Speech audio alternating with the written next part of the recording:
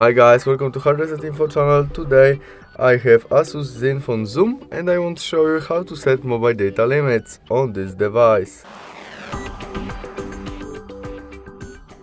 Our first step to do that is from main menu we must swipe up the screen and go to the system settings.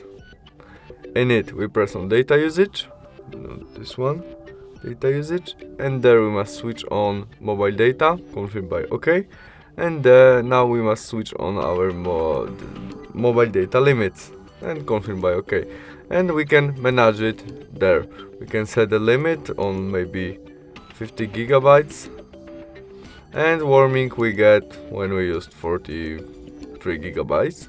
And there we can set when our mobile data limit starts, our size, when we want maybe 10 of each month. And that's all. Thanks for watching, see you soon, bye!